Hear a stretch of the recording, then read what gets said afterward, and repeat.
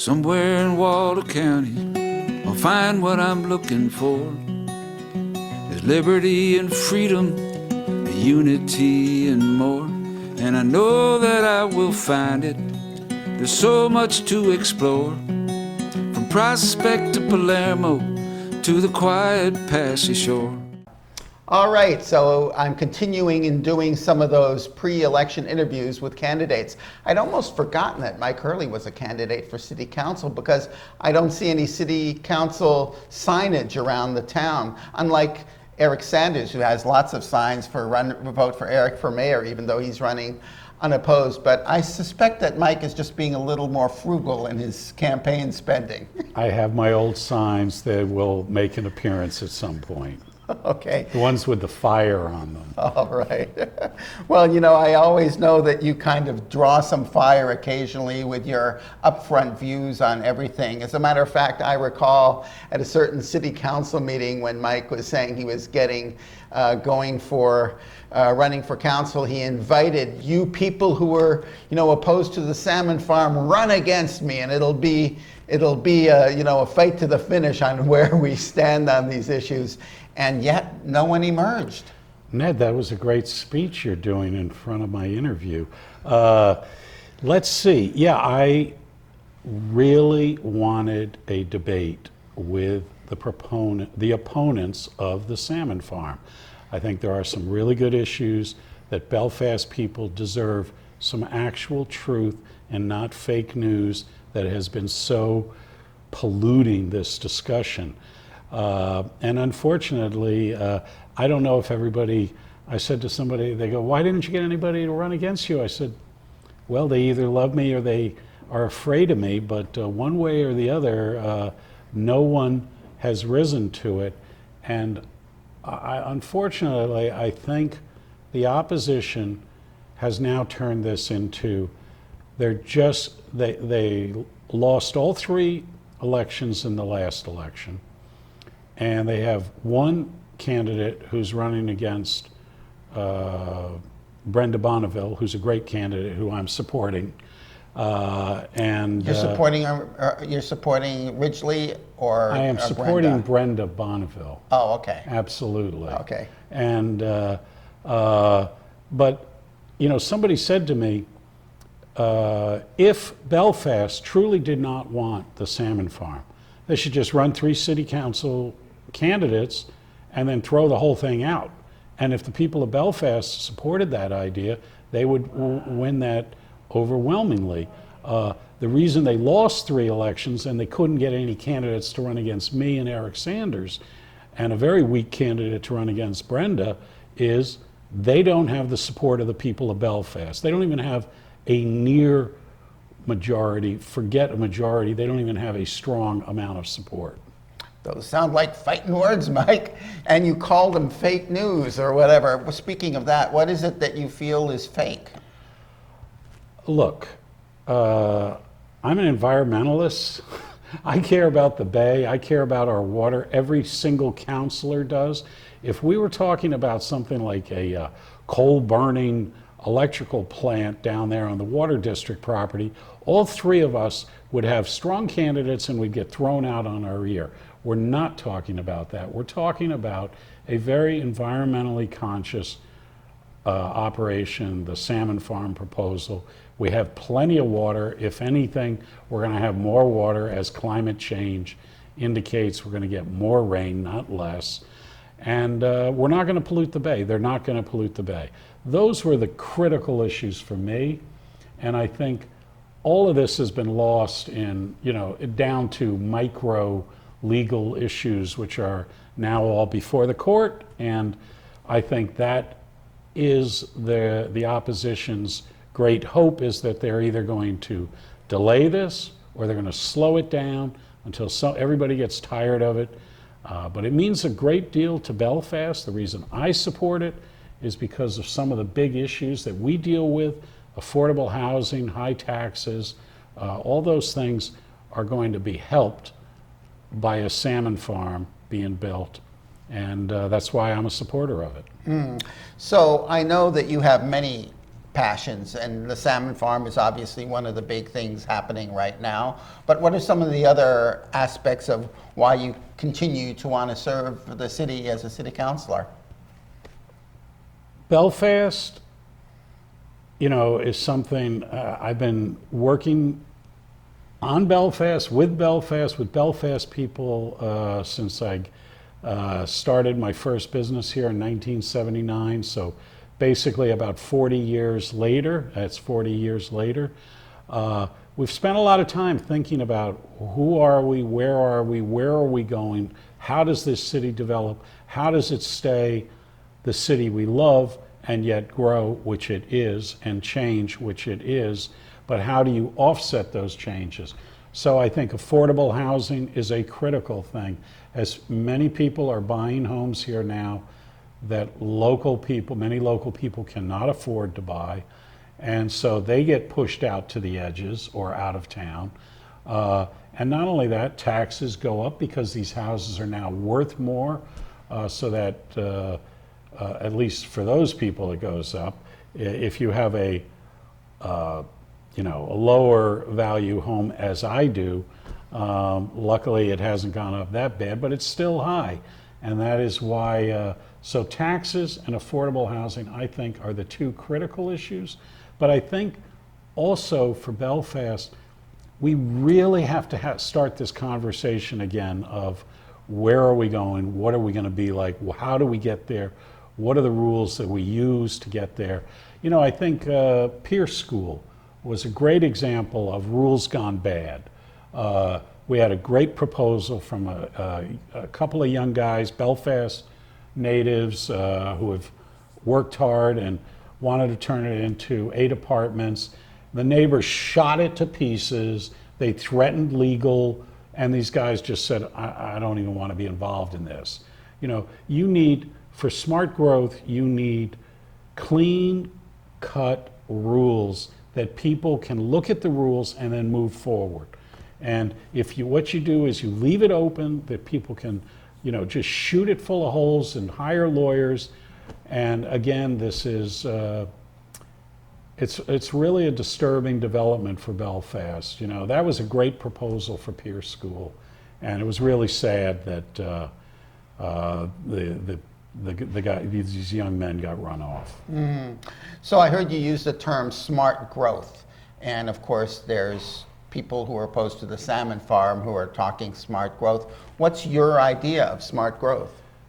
Well, that is one thing that really ticks me off about the opposition, is that they stole this concept of smart growth, which Belfast and many, many other cities around the world and in Maine follow, which is to support the infrastructure, to try to keep people in town, try to develop rules that work for everybody, so that if you want to develop a Pierce School, there's a clear path, and they could have come in and just done it rather than being threatened.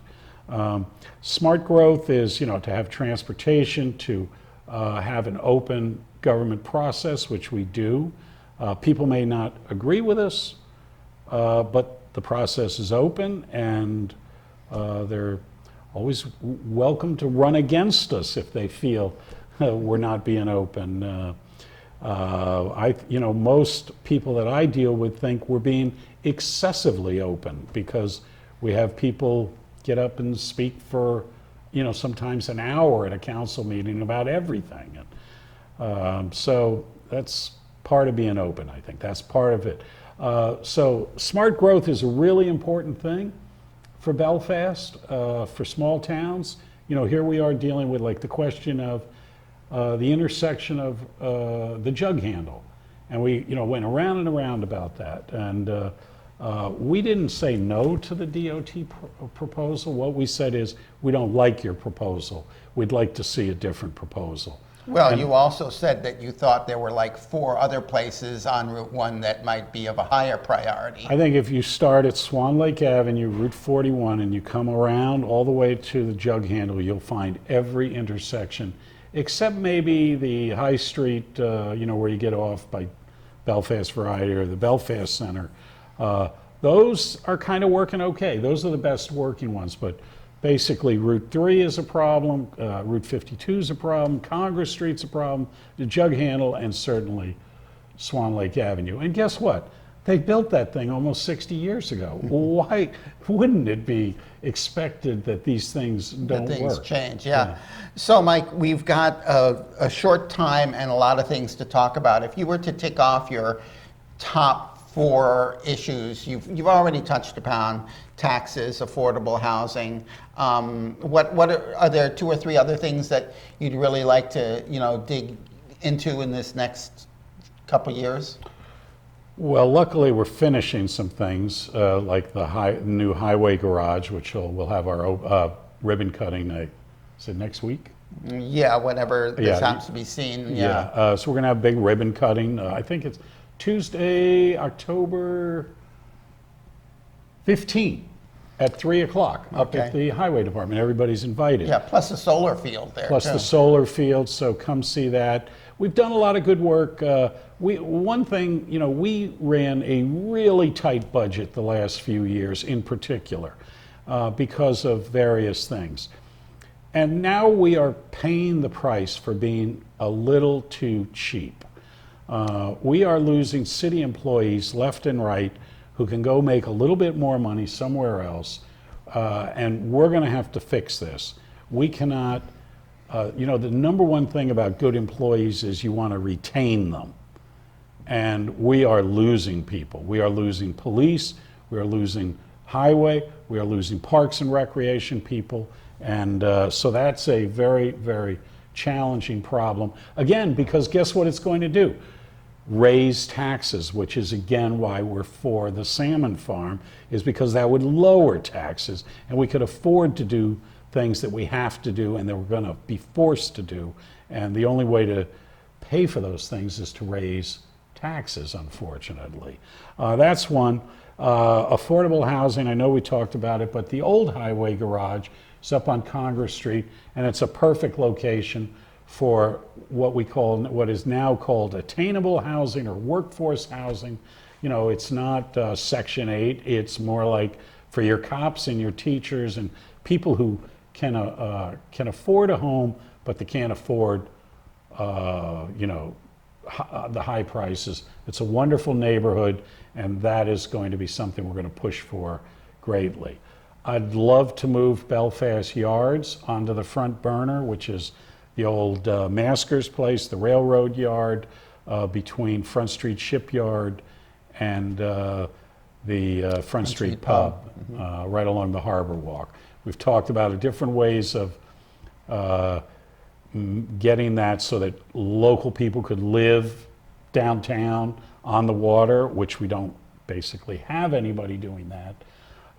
That's a big deal, and that's about, so personnel is going to be a big thing. Belfast has almost 90 employees, whether it's you or Joe Slocum, all these various people, very many different departments. We do not have a personnel department. Everybody hires their own people, everybody advertises for their own people, everybody manages their own people, including their own Facebook pages and everything else. And I think we may have grown to the point where we need somebody in charge of HR. Yeah, HR and probably social media and things like that, external communication. Right now, I'm kind of the local outreach person using the television channel, but as we all know, social media and other things have become a great big thing. So Mike, I kind of assume that everybody in town knows who you are and what you did, but before we wind it up, I guess you could sort of synopsize your involvement for newcomers in the area, because they may not realize that you were a mayor for a long time. Why don't you just give us a brief bio relating to your connection to Belfast? So I moved to Belfast when I was 28 years old. I opened the Belfast Cafe, which is where the Parent Gallery is, and Joanne Parent is just in the bit right now, taking it over from Neil Parent. Oh, wow. Yeah, and I almost immediately, by the way, that was a different Belfast. We had 2 chicken plants going, shoe factories, sardine plants, 30 empty stores downtown. A very stressed time was about to happen in Belfast. And right away I was involved locally in politics, but eventually, and I was on different committees, but not a huge committee guy. Then in 2000 or 99, I ran for mayor against Mayor Paige Worth. I was elected mayor, and I served 3 terms, almost 8 years. First term was 3 years and 8 months, and then 2 years and 2 years.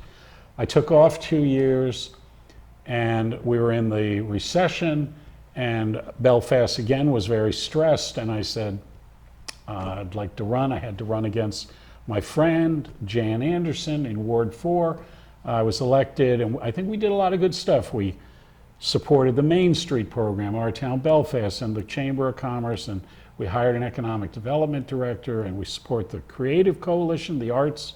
And those things were incredibly important back then. They all helped turn Belfast around. And but we're at the next phase. And you know, the next recession is probably around the corner. What do we do next? Where are we going next? Where do we focus? And you know, I'm looking forward to working with a new council. Eric Sanders will, unless some unbelievable thing happens, will be the new mayor. And how do you feel about that? I'm looking forward to Eric being mayor. You guys have some fun interactions with each other, so it'll be fun having him as mayor. Well, Mike, it's time to wind up the program. Folks, Mike is, like I said, unless something really weird happens, going to be our city councilor for what is a ward? Ward 4, and don't forget, no matter what ward I'm in, and no matter what ward you're in, everybody votes in all city council elections. You vote for every city councilor, regardless of ward. And I think this is going to be my 5th or 6th term, 5th term, 6th? I don't know. I don't know. It seems like it's been forever. It's been a great honor, and it continues to be, and I love Belfast, and I love working for people of Belfast. Thank you.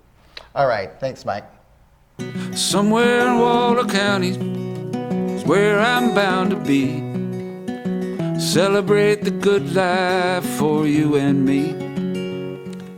Somewhere in Waller County, touch that scented air, awaken to the sunlight everywhere.